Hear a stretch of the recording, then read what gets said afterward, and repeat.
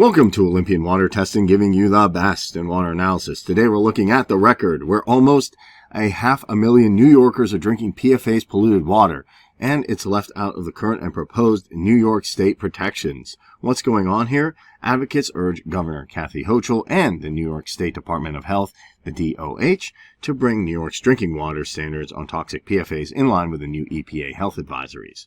They called for current standards on 2 PFA chemicals, PFOA and PFOS, and proposed standards on 23 additional PFAS to be lowered to as close to zero as possible. This would ensure that New Yorkers would be directly notified about what's in their water and that dangerous contaminant would be eliminated. Also, New York's maximum containment level, MCLs for PFOA and PFOS, currently allow up to 10 parts per trillion, PPT. Of each of these chemicals in drinking water, those levels are 10 times higher than what the EPA now says is safe. Recently, the New York State Drinking Water Council, the DWQC, proposed new MCLs for 4 additional PFAS, also 10 parts per trillion in each. In addition, the DWQC proposed notification levels, NLs, for 6 other PFAS at a combined 30 parts per trillion and for 13 other PFAS at combined 100 parts per trillion.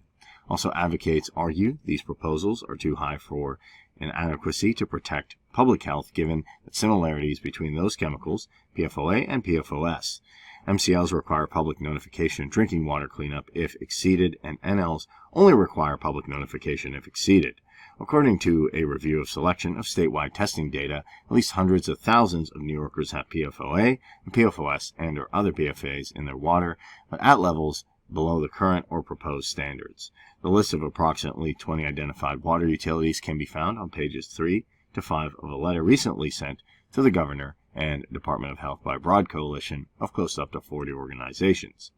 These utilities have not been likely and would not be required to clean up their water, leaving New Yorkers at an increased risk of developing serious illnesses like kidney and testicular cancer, thyroid disease, and more when they turn on the tap. So this can cause some serious problems in the drinking water, and it's very hard to get rid of. The Department of Health is required by the state law to publish draft regulations establishing new PFAS drinking water standards by June 19th, and the Department of Health has now missed the deadline by 3 months in August. Assembly Health Chair Richard Gottfried and Assembly Environmental Conservation Chair Steve Engelbright wrote the Department of Health also urging them to set PFAS drinking water standards as close to zero as possible.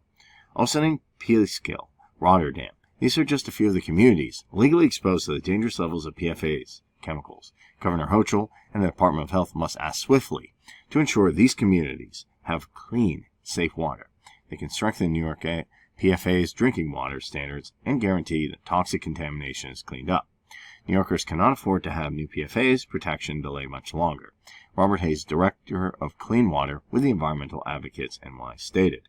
So as we can see, this is a huge issue. This is affecting a lot of people. That's why it's always important to check your water and have it periodically tested for PFAS.